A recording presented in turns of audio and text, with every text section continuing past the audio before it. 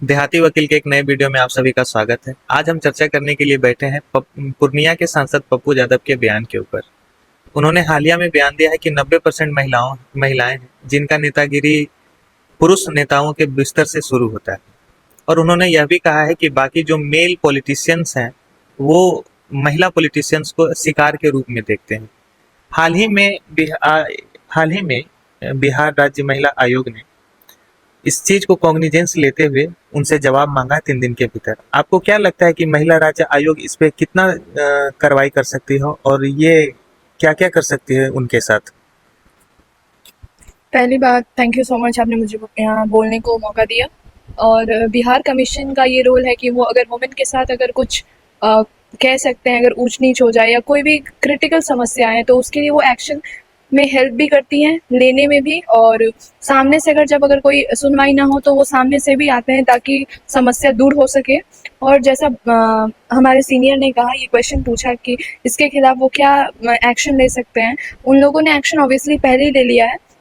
उन लोगों ने एक नोटिस कह सकते हैं उस सुनवाई के लिए उन्होंने भेजा और 3 दिन में उनका रिप्लाई मांगा। अगर वो रिप्लाई इस 3 दिन में नहीं देते, जो वैलिड रिप्लाई ना हो, तो अगर वैलिड रिप्लाई होगी तो वो आगे बात खत्म भी हो सकती है। अगर वैलिड रिप्लाई नहीं होगी तो उनका सांसद का जो सीट है, मेंबरशिप है, वो कैंसिल भी हो सकता है। अच्छा अंजलि, आपको नहीं लगता है कि कोई पूर्णिया से सांसद एक जीता हुआ लोकसभा है और बहुत लंबे समय से वो राजनीति कर रहे हैं, तो उनकी बात में कुछ तो ऐसी सच्चाई होगी कि जो उन्होंने कहा है कि 90% जो महिलाएं हैं वो उनको नेतागिरी चमकाने के लिए, नेतागिरी करने के लिए मेल पॉलिटिशियन के बिस्तर से गुजरना पड़ता है।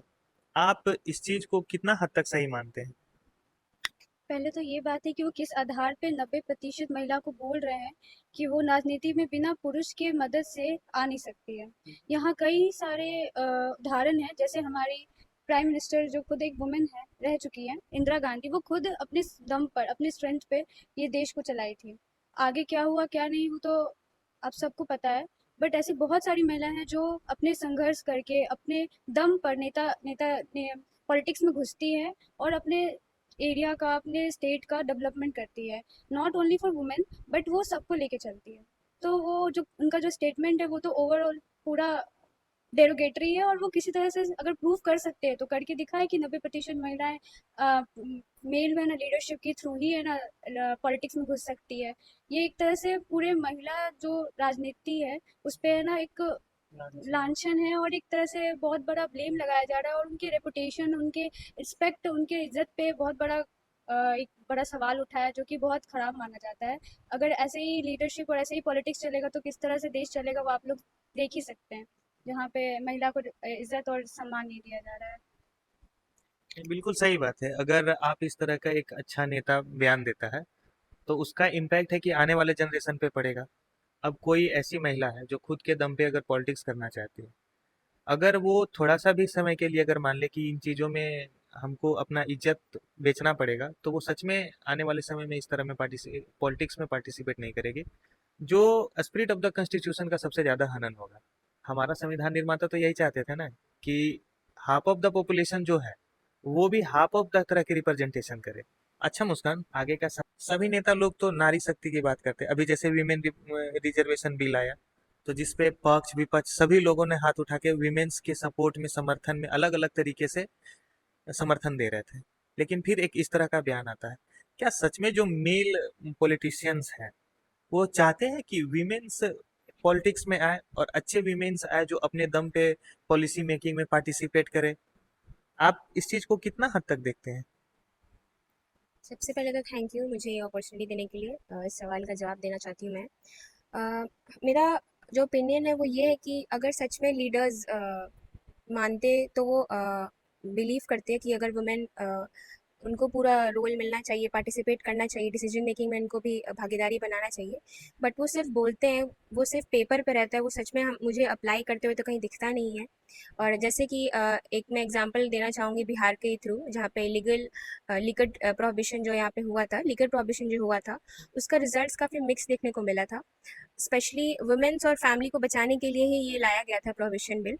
लेकिन बाद में देखा गया कि लिकर प्रोहिबिट करने के चलते और काफ़ी सारे केसेस आए हैं जहाँ पे इलीगली लिकर का जो है वो सेल हो रहा था, तो जिसके कारण बहुत सारी डेथ्स भी देखी गई, तो वो और ही ज़्यादा हाल ही में बेगूसराय में भी एक न्यूज़ हमने देखा, तो उस हिसाब से भी ये सिर्फ कहने को है, बट और ये सब असली में अभी तक मुझे इम्प्लीमेंट किया हुआ कहीं नहीं दिखा है।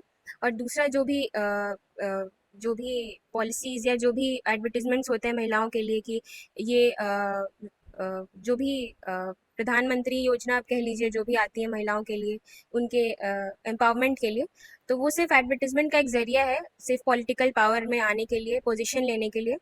और बाकी मैं इतना ही कहना चाहूँगी। धन्यवाद। हाँ, इनके बात से तो मैं टोटल एग्री करता हूँ कि लोग चाहते हैं कि आप सिर्फ वोट बैंक के रहें। जो हाफ ऑफ द पॉपुलेशन है, 50% पॉपुलेशन है विमेन्स का, वो चाहते हैं कि आप वोट बैंक पे लें, लेकिन जब हिस्सेदारी देने की बात आएगी तो आप जैसे अभी क्या है कि ये चीजें अगर सच में अगर ठीक है, 90% का जो बयान है, आप मान लेते हैं कि अगर 90% महिलाओं ने, लेकिन कुछ ऐसी महिलाएं जरूर है जिसके वजह से ये चीज सुनने पड़ा सारी महिलाओं को। उसका रीजन एक ये भी है कि जैसे इनकम्पिटेंट लोग जब जैसे आगे बढ़ेगी, जैसे जो डिजर्व कर रही है, अगर कोई डिजर्विंग महिला है तो वो कभी अपने अस्मिता से समझौता तो करेगी नहीं। अब समझौता नहीं करेगी तो उसके रिप्लेसमेंट पे किसी और को ला दिया जाएगा। अगर कोई कानून मिनिस्टर या एजुकेशन मिनिस्टर बनती है तो उसमें पीएचडी वाली या जो पीएचडी कर रही है महिला, उसको नहीं बनाया जाएगा, लेकिन ट्वेल्थ फेल है या ट्वेल्थ पे है उसको बना दिया जाएगा। तो वहां पे इतना बड़ा पद पाने के लिए हो सकता है कि कुछ महिलाएं कंप्रोमाइज कर जाती हो, लेकिन इसका ये कतई मतलब नहीं हो सकता है कि सारी महिलाएं या 90% महिलाएं जो अपने अस्मिता से समझौता करती है। बाकी हमारे पैनल में एक और ही लॉ की छात्रा बैठी हुई है। मैं इस पूरे चर्चा के दौरान में जो भी वो समझ पाई है, मैं उनसे पूछना चाहूंगा कि आप इस चीज को, ये पूरे मुद्दे को कैसे देखती हैं? धन्यवाद। वैसे आपने मुझे बोलने का मौका दिया। वैसे ये बात हम लोग जहाँ तक देखें वो एक तरह से उनका बयान गलत भी साबित होता है, क्योंकि उन्होंने वुमेन के ऊपर उनके इज्जत पे हाथ डाला है एक तरह से उनका बयान देकर। ये बात गलत है। इसके लिए हमारे बिहार स्टेट वुमेन कमीशन जो कि चेयरपर्सन अप्सरा मिश्रा है, उन्होंने दिया भी है बयान की उनको 3 दिन में रिपोर्ट सबमिट करना है गवर्नमेंट को। अ, ये सब हमारे स्टेट के द्वारा जो भी लिया जा रहा है बात, बयान जो भी उनके द्वारा अगेंस्ट में जो भी प्रोसीजर, वो सब दम सही बात है और वो करना भी चाहिए, क्योंकि कोई भी इंसान आकर वुमेन के इज्जत पे या फिर उनके रिस्पेक्ट के अगेंस्ट में जाकर कोई भी ऐसा बात नहीं कहा जा सकता। जी धन्यवाद। Thank you so much. आप इन सारी मुद्दों को कैसे देखते हैं, क्या समझते हैं, आप हमें कमेंट में जरूर राय दें। बहुत बहुत धन्यवाद।